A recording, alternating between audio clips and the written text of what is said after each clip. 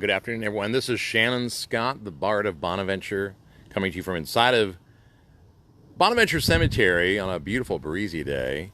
A little overcast, but nice breeze flowing through here and right to the Wilmington River, so cross breeze in a way. But earlier today on my tour, someone asked me, what happened here? Well, it wasn't this plot exactly, but it was one similar. And we see a lot of these in cemeteries where clearly the family of long ago purchased it for, let's say, 12 people or 8 people or whatever it was. And then only one burial ends up happening. So, you know, again, that's more obvious to me because I've been in the cemetery scene for so long. But yeah, I mean, it's maybe not so obvious to, let's say, a customer or a tourist. So I wanted to cover this topic briefly together. So as I was walking back from the river towards the front of Bonaventure, I found this plot, and it really caught my eye. And I thought, well, this is a good place to address that. I mean, this is an abandoned plot of the Brent family. And we see a classic large plot here, or, you know, sizable one for maybe, I don't know, 6 people, 12, 10 people. And we see Robert Hall Brent, born August 11, 1853, March 16, 1915. And then we see the phrase, in his loving care. And then down here in the front is really the most telling part.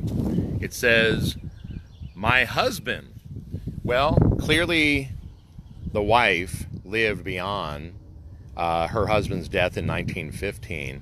But where is her headstone?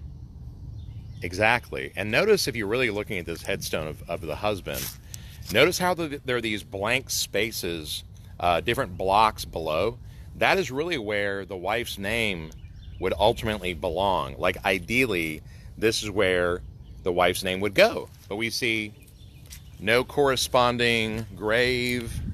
We see no corresponding name on the headstone. So my guess is, and again, this is a guess, that they ran out of money.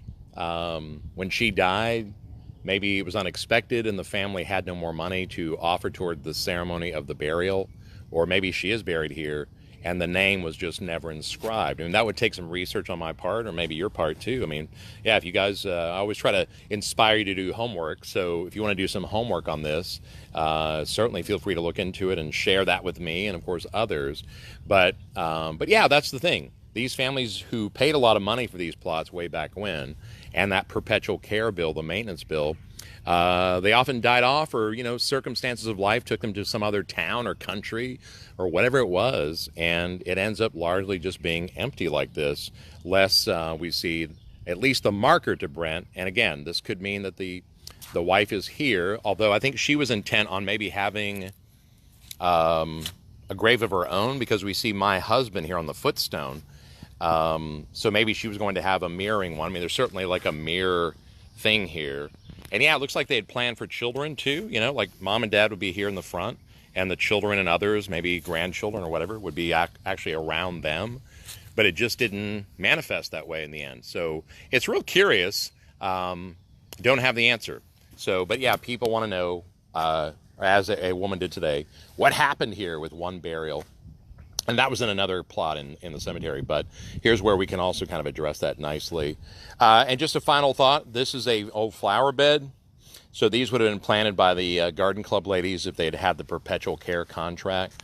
They would have planted these with ivy vines largely to show the flow of water. And these were stylized somewhat to look like baptismal fonts.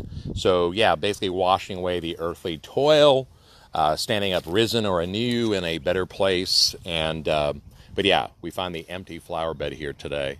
Well, gang, this is Shannon Scott with a brief video coming from inside of the office or Bonaventure Cemetery. And if you'd like to tour with us or hang out with us a little bit, check out bonaventurecemetery.com, shannonscott.com. And remember, we are Bonaventure Journeys, not tours, but journeys. Check us out and hope to story again soon. Thanks for watching.